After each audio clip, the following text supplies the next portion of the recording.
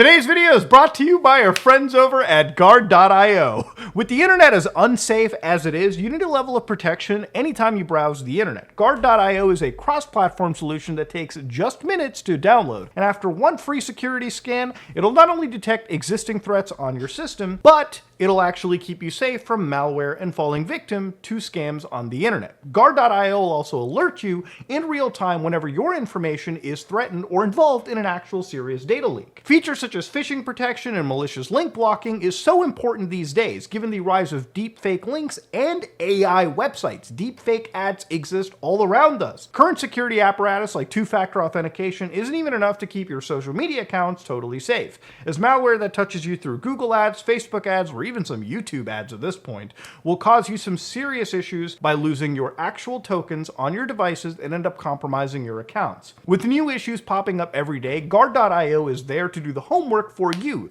so you can actually focus on your real life rather than worrying about the crazy internet threats that keep popping up literally every hour. So if you want to have some peace of mind, some security, and not have headaches thinking about the weird malware that exists all over the internet, Guard.io is there. And you can start for free today with a 30-second scan all the way up to real-time protection and alerts. And they offer our community a 7-day trial and 20% off their monthly subscription. But you got to go through our link, which is www.guard.io/SOG.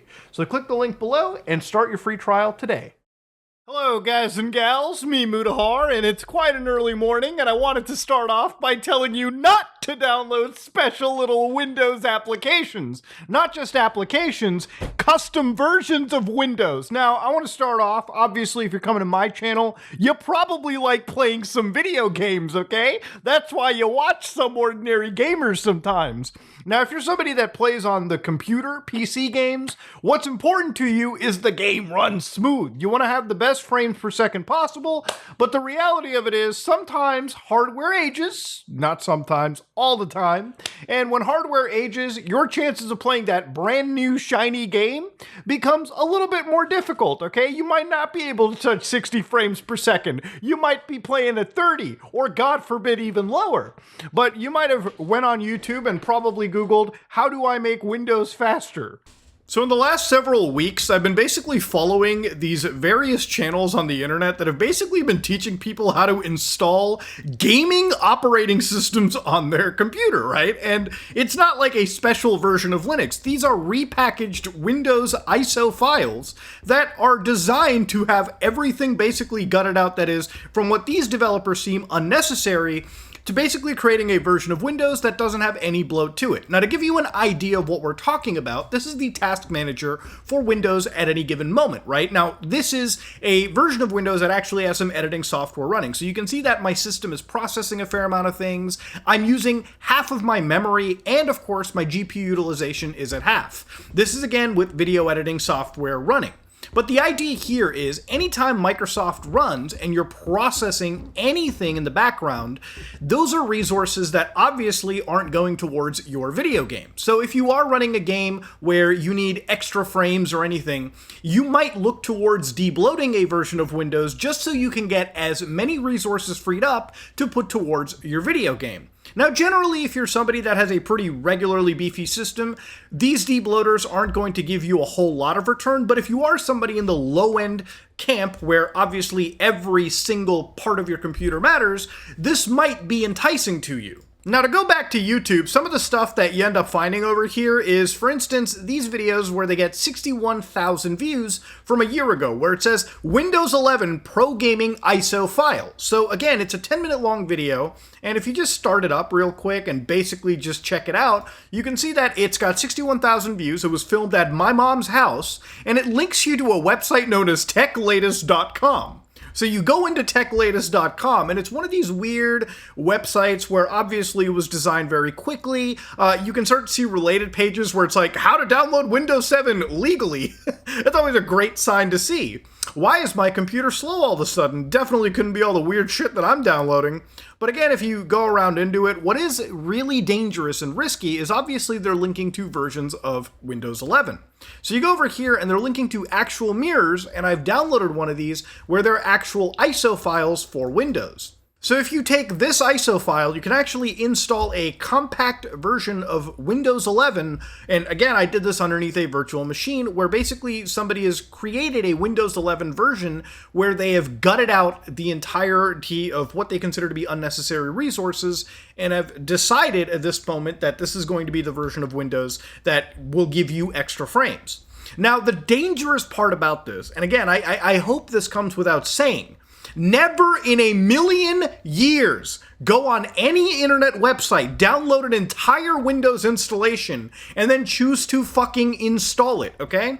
Now, I have talked about not downloading shady software, but this goes way beyond it, okay? For anybody that doesn't understand, imagine just for a second, this is your operating system, okay? You are downloading an operating system from the internet that you cannot verify hasn't been tampered with, okay?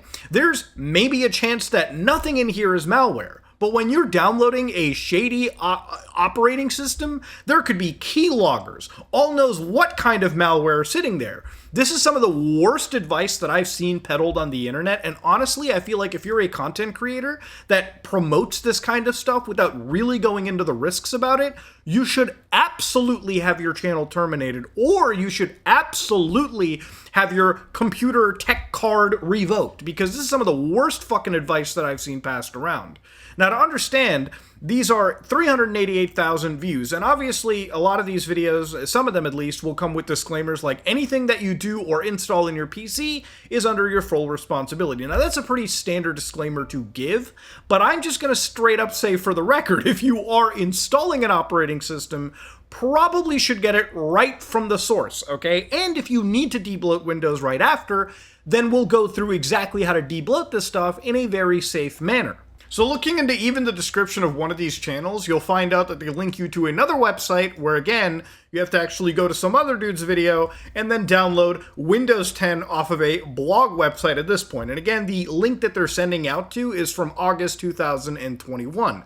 So obviously you go over here and you download it from a MediaFire link. And again, I would never recommend in a million years that you do this. In fact, from what I understand, this is obviously breaking the law as per Microsoft's own service agreement. I would never again, should you ever download stuff like this. And again, I'm sure that there's going to be some response from a developer or somebody who's used the software and can say, no, Muda, this is not malware. The thing is, you don't know what anybody has done to an operating system, and unless you really deeply scrub it, and even then, you can't entirely be sure that you're not downloading a fucking keylogger in some capacity. Even if the virus wouldn't affect you as you downloaded, who knows, a year or two down the road, when somebody decides, yeah, let me just start siphoning all the information I can, and boom, a bunch of people who wanted a couple extra frames on Valorant have now lost actual information and have seriously put their personal stuff at risk. So what has effectively happened is an entire cottage industry of actual creators have come out, or groups of people, and are redistributing versions of Windows or sending out scripts that effectively gut and destroy Windows so much in the name of optimization that you're actually getting a version of Windows that is possibly loaded with malware, possibly missing security features, possibly missing critical components that when you decide to update down the road, things actually just don't work. Now, obviously, for security's sake, I would never recommend you install some of this stuff, okay? But in this entire situation, I kind of wanted to sit down and delve in to some of these debloated versions of Windows and actually see, A, is it safe? Or, B, does it get to a point where the actual returns you get from debloating your Windows installation, installing some of these optimizers, is it actually even fucking worth it? Now, to give you an idea, there is a term known as Enshittification. So Enshittification is the pattern of decreasing quality observed in online services and products.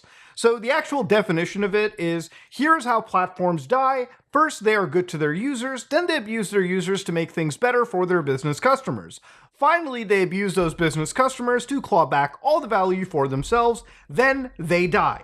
So I guess the best example is, Windows was a, operating system that I considered at one point to be a pretty decent option, right? In fact, at one point it was basically the only option for desktop PC users, right? In the history of PC users, you had, multiple different operating systems, but really the primary operating system that if you were a PC user was Windows. I grew up using Windows 98 all the way up to XP, and of course Vista, Windows 7, 10, 11, so far and so forth. Obviously, your only direct competitor was Mac users, who had their own lineup of hardware and, of course, the Mac OS system. Now, Linux, I've been basically touting for the last few years, is a pretty good feature-complete comparison point for the average end user. If you want to play single-player games or just browse the web, Linux is effectively on par in many cases with where Windows is. Obviously, not all the way there, but it's kind of on par, in my opinion, for the average Andy. Obviously, Windows is still in some ways easier to use if you grew up using this operating system. And the thing about it is, recently, if you've been following Microsoft Windows' Copilot and all of these feature updates for Windows 11, you probably have noticed that it has gotten to the point where it is very bloated. Even for the average person, it is far more than they are willing to accept. And that's why you'll probably see people who consider nowadays maybe they want to switch to Linux if they don't want features on Windows that they consider to be, in some cases, really creepy, like Windows Recall, right? Which we recently looked at. So in this capacity, it's created an industry of these custom ISO manufacturers where basically they will send out scripts to take out a bunch of actual features, a lot of these bloated features, just so we can get better performance. So not even just for gaming, just browsing the web or actually using Windows in the capacity that we historically have used it in, all these features run far more quicker. That means the system alone uses far less of your CPU, your RAM, your system resources in general.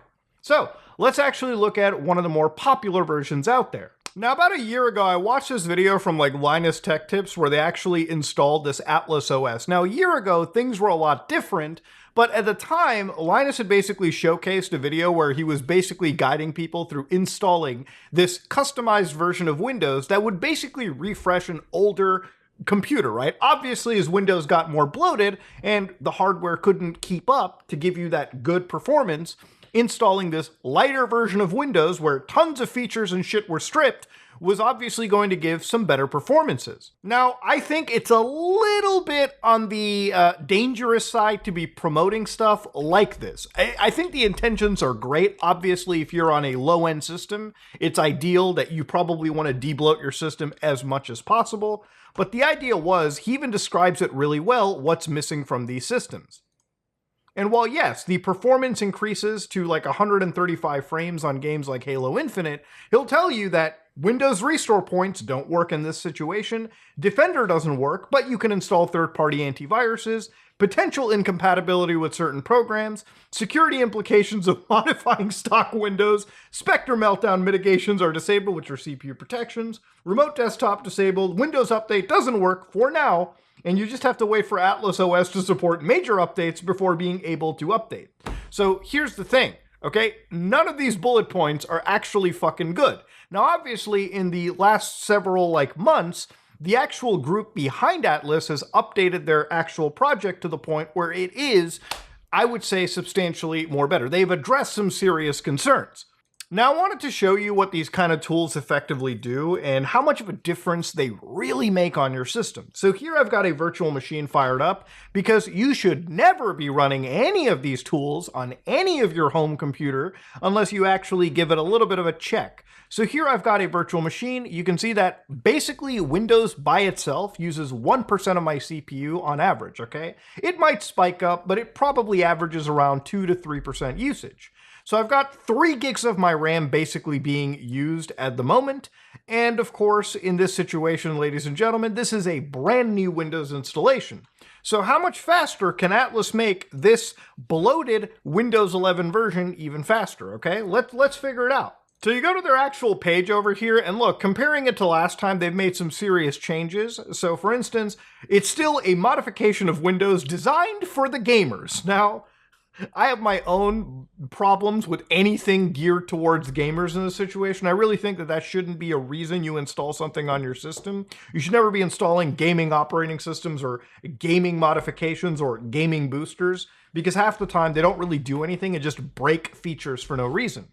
So it's time to experience a new experience designed for gamers. So here they give you two options. They give you the AME Wizard and the Atlas Playbook. So we're going to install the recommended, which is the Atlas Playbook. And they basically said that this has been downloaded 1.5 million times. Now, all of my issues and, problems with this kind of stuff aside, it really shows that Microsoft has destroyed their operating system so much for the gamer that we are now resorting to downloading all of these debloater tools, literally gutting their system out just so we can have a functioning, usable operating system for the intentions that we want, which is gaming. Microsoft could literally kill this industry right now if they released fucking light versions of Windows. Why they don't do that is actually insane beyond me. So again, what they say is, fuck Windows, upgrade to Atlas. Okay, Windows is slow, clunky, and unreliable. This brings life back to your system. Okay, so they're talking about putting up that performance, getting rid of that latency, and most importantly, eliminating Microsoft's notorious tracking, pre-installed apps, and bloatware. Oh shit. So you also need AME Wizard from their actual site too, so drop that into the Atlas folder, and of course, start up that AME Wizard. And in this situation, hit yes. So this 8 megabyte APBX file is going to basically be the playbook, the script you need to start converting the shit out of this installation. So you drag this, load the playbook, and here it says, boys, version 0.4.0 is going. So first things first, you got to make sure you run and disable security so you can access file stuff. So what it's going to do is basically disable your system security. So you open this up right here, and you basically toggle off all of your security features. Now you might be like, whoa, Muda, this is kind of sussy-wussy. But hey, for extra frame rates, you've already signed your deal to the devil. So get rid of all your security and let's get down to business. So hit next. And what it's going to do is it's going to guide you through these features to help debloat and get rid of all the superfluous features that they consider to be annoying for gamers. So again, hit next. And again, it'll guide you through this entire situation, so just keep going next. Accept that license agreement. I highly recommend you read through it for sure. Now here you can confirm the options. So here, thankfully, as of recent, they've allowed you to keep Defender. Now Defender is the built-in antivirus feature set for Microsoft Windows. Highly recommend you keep at least Defender, okay? I don't really use antivirus myself, but I don't walk around with Windows enabled without having at least the most basic, antivirus feature set out there. So keep that. And of course, default Windows mitigations. Again, you can disable all of these if you want to absolutely get rid of or get the best performance you want, right? But I would actually keep default mitigations in check, okay? There's some really nasty attack vectors, and you probably want to be careful here. So disable core isolation is where they say enabling it protects important parts, but at the cost of performance. So here they want you to actually reduce the security, again, for extra performance. And of course, you can disable things like printing, Bluetooth, power saving, so on and so forth. Disable hibernation, disable updates, remove the snipping tool application, disable notifications, remove Edge, and install a browser. Might as well. Shit, who cares? And then they're also giving you like multiple different browsers. We do not recommend Chrome for privacy reasons. All right, you actually won me here. I think I can slightly recommend this tool. And then of course, they're applying the playbook, so you can start to see Windows kind of pooping itself just because they are literally gutting the system out and optimizing it. So give it a little bit, drink some coffee, come back, and you'll have a, I guess, cleaner version of Windows. So while this is cooking, all right, while this is happening, let's talk about why somebody would even choose to go down this route, okay? So obviously, I've talked about the massive security issues, and it's not just me talking about this. There are other large-scale channels that cover computer security, channels like Chris Titus Tech, who have looked at this kind of stuff and have basically given proper reasonings as to why you can't trust ISO files.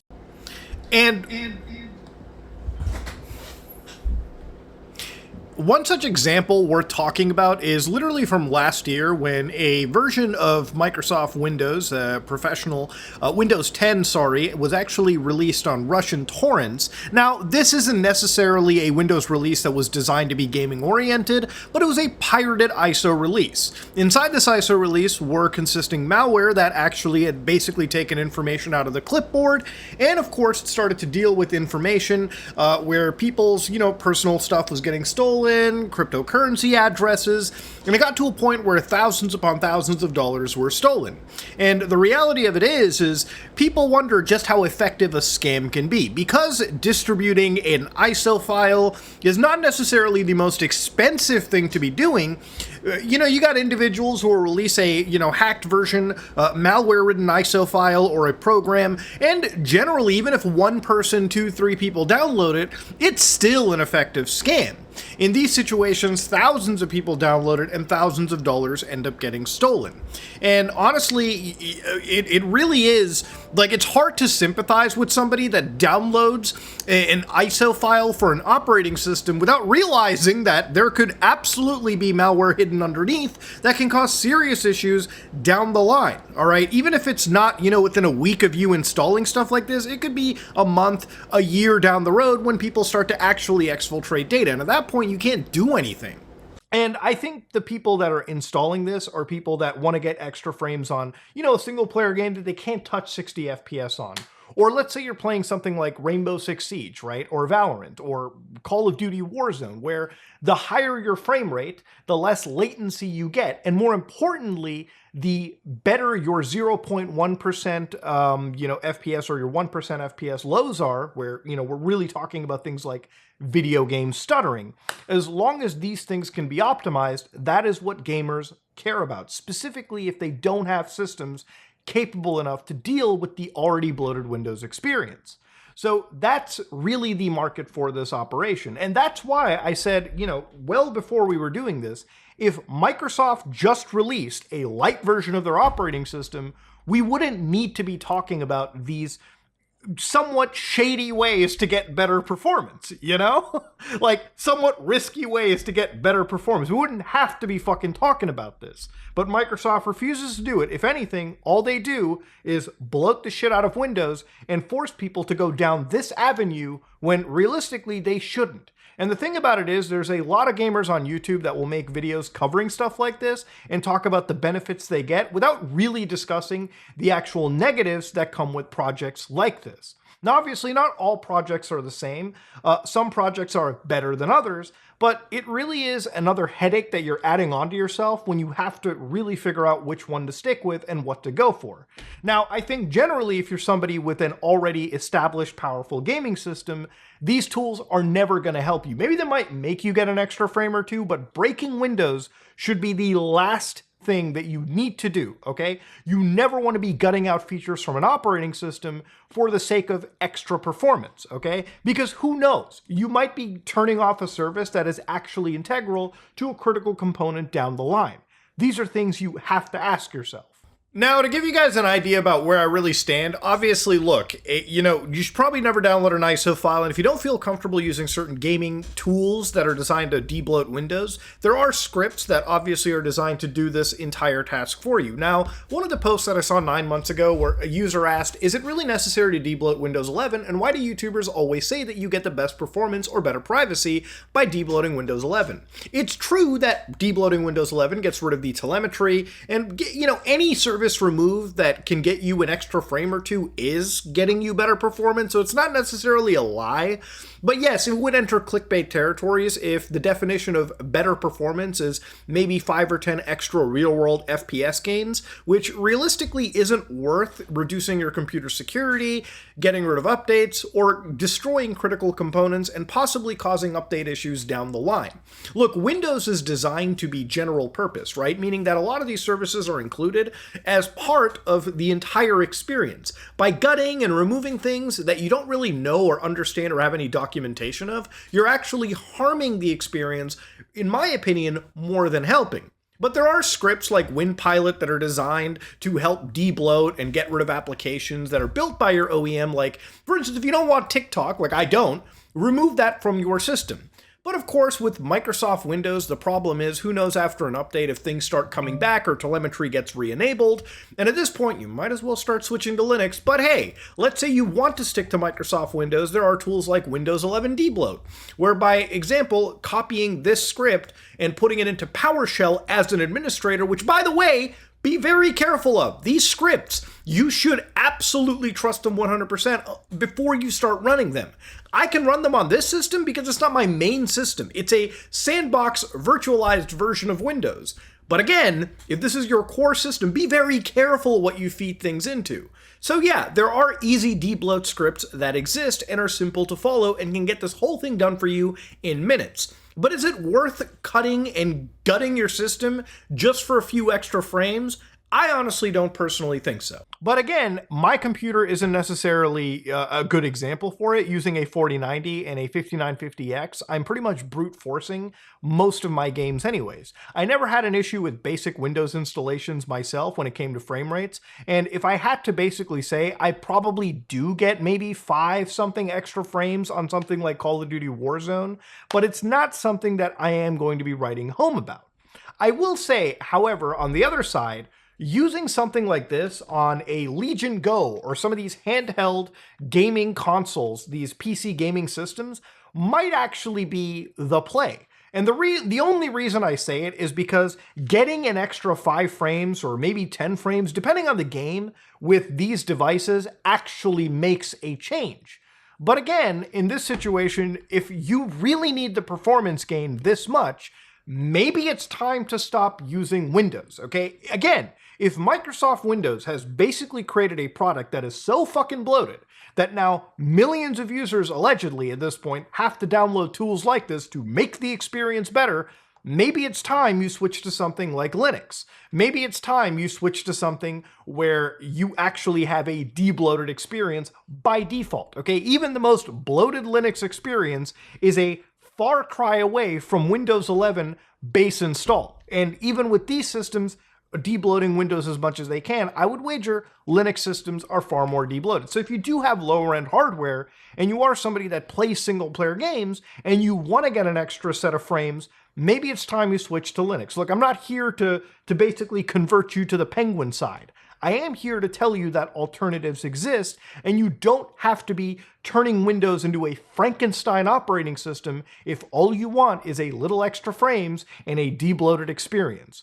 But I would never recommend you download tools like this, and I would never recommend that you break Windows like this for the sake of extra frames or better performance. If the experience of Microsoft's operating system is this bad, then you should start voting with your actual hardware. You should stop being a statistic to Microsoft and definitely let them know that they have ruined the experience so much that you are now considering using other lighter operating systems. And maybe down the road, they could change the entire script and release a light version, but I'm not going to hold my breath, okay? If I did that for Microsoft, I would be dead on the ground.